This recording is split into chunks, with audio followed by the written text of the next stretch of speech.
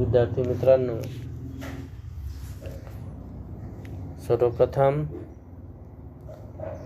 द्वितीय वर्षात आपण पदार्पण केलं, त्याबद्दल आपल्या सर्वांचं हार्दिक अभिनंदन. द्वितीय वर्षासाठी नवीन अभ्यासक्रम आलेला आहे आणि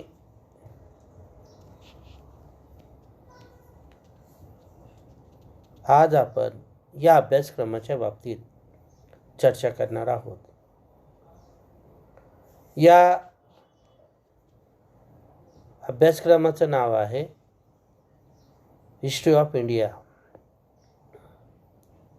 याचा कालखंड आहे इसवी सन 1526 ते 1707.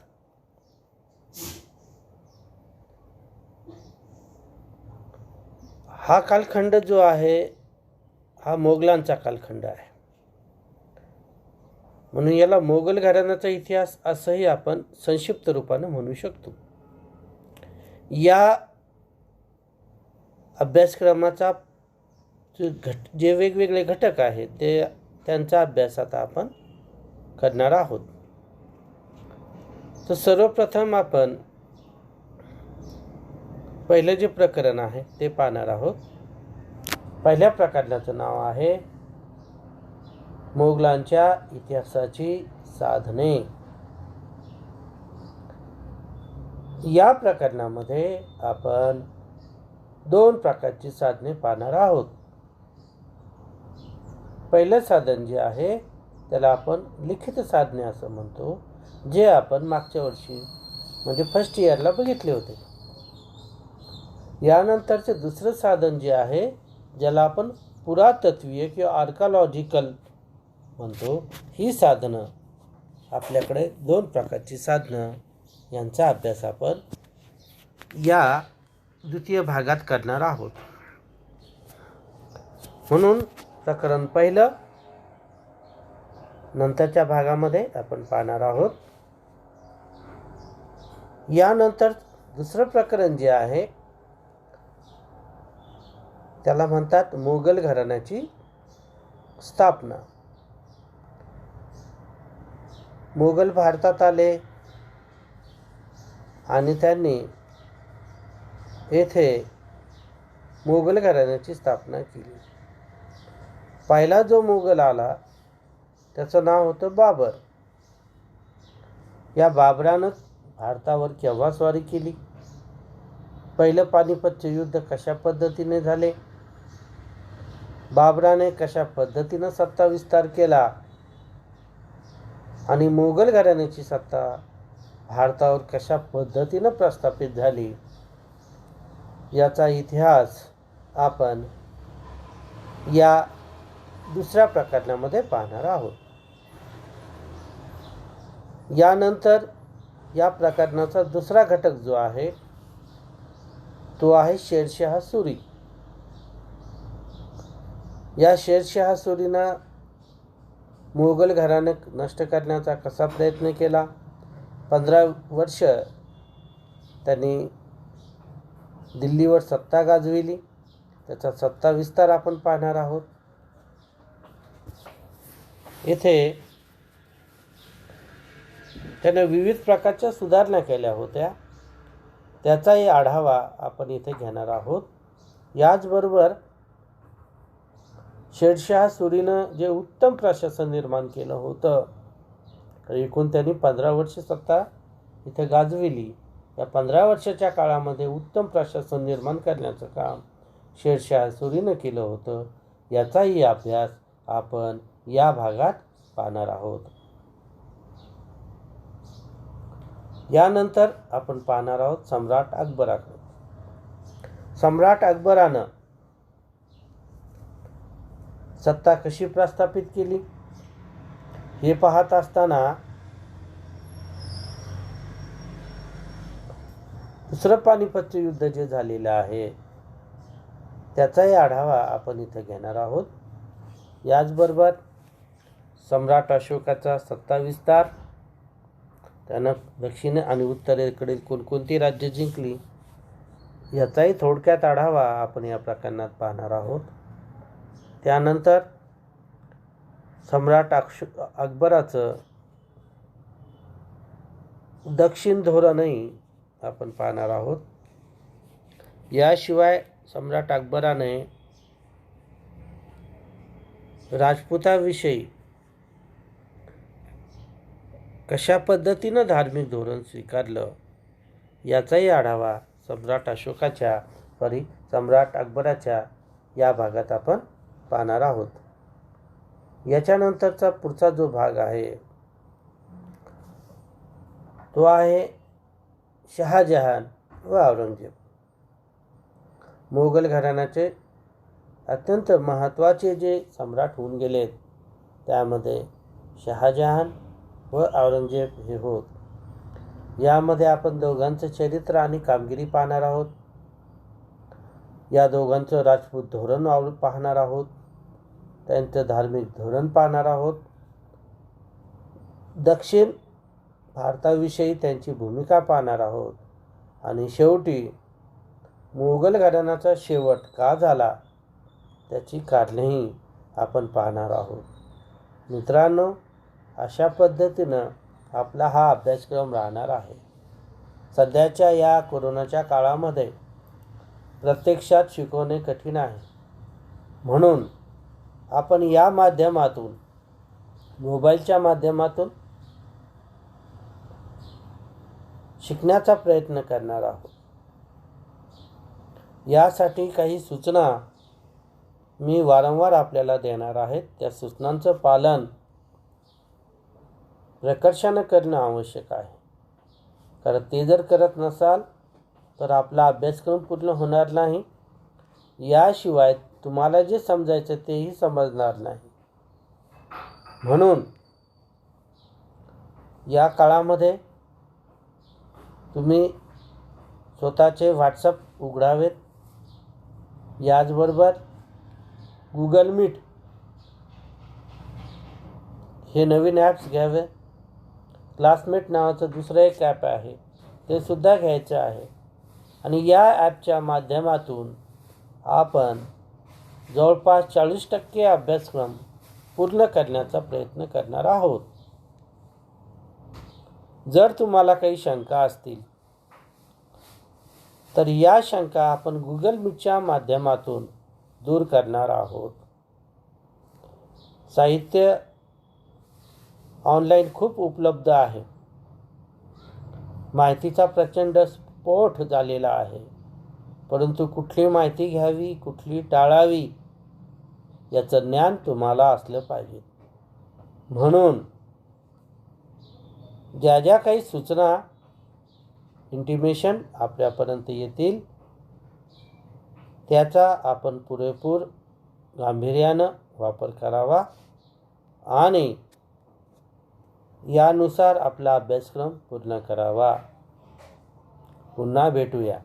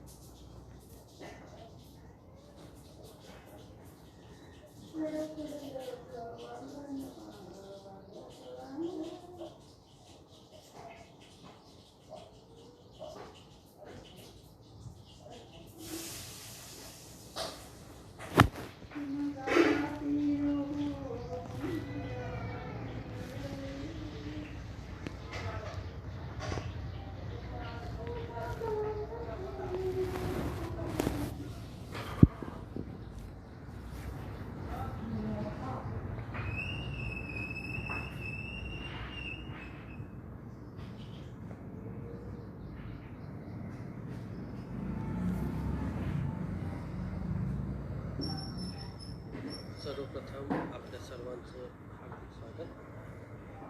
आपण या कोरोनाच्या पाठासाठी पुढील काही स्लाइड यामध्ये सर्वप्रथम त्यांनी कशा पद्धतीने कार्यक्रम राबवला 1907 ला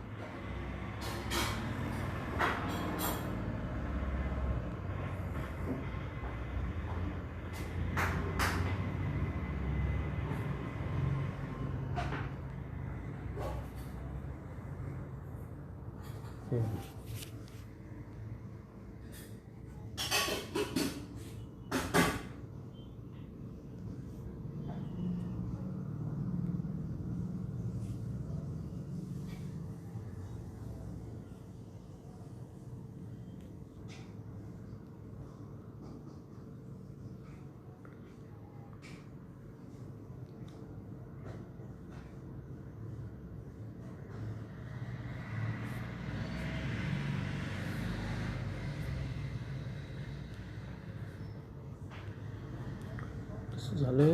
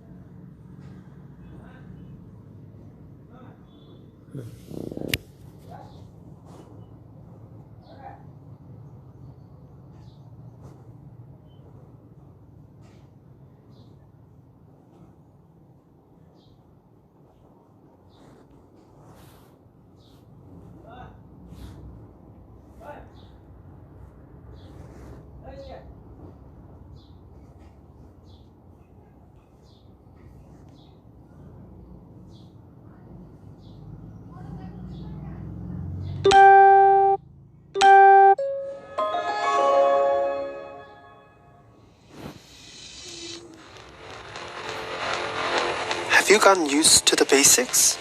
Now it's time to level up. Create a video that you love by using the face cam and the internal sound recording features.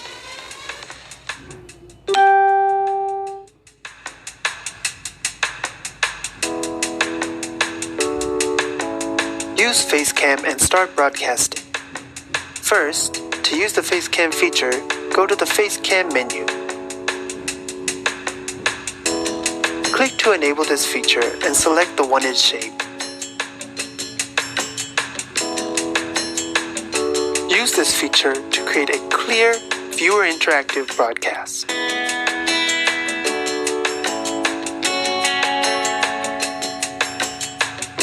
Use the internal sound recording feature that is only offered by Mobizin.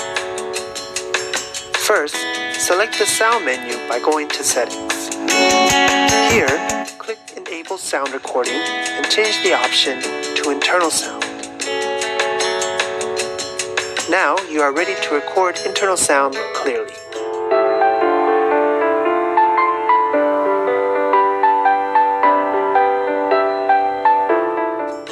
Raise the quality of your videos with Mobizin's high-quality features, Facecam and internal sound recording.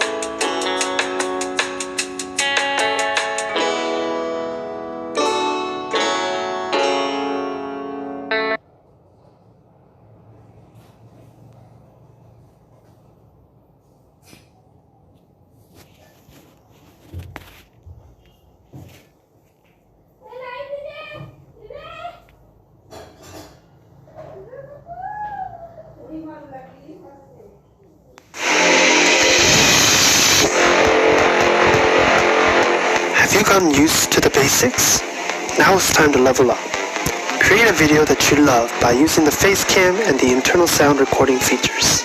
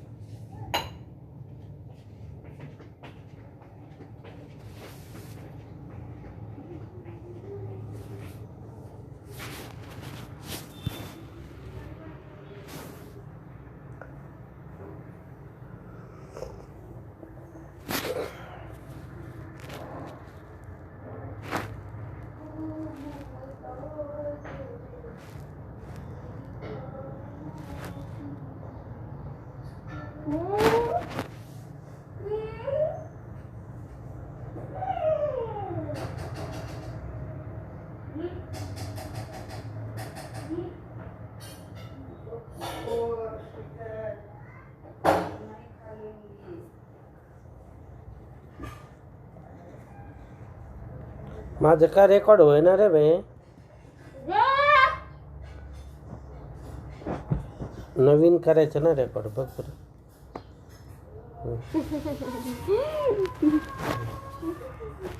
दोन्ही का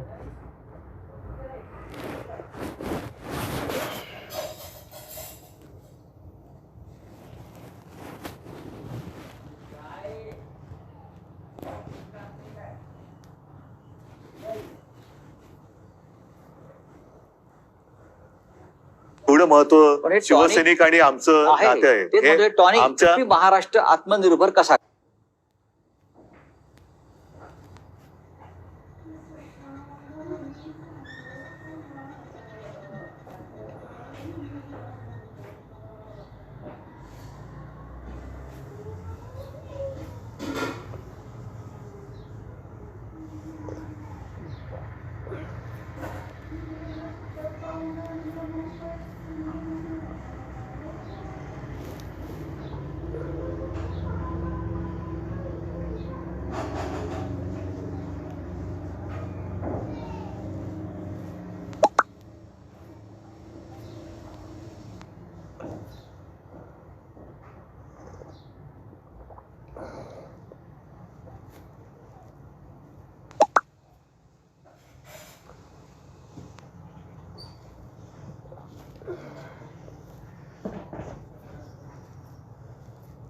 दोन्ही का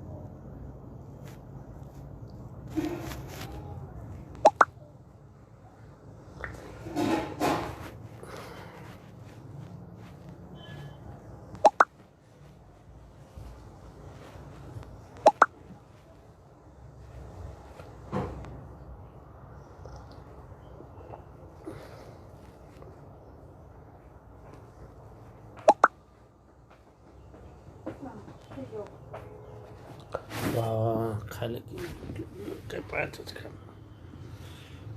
काय केलं होतं काय टाकलं होतं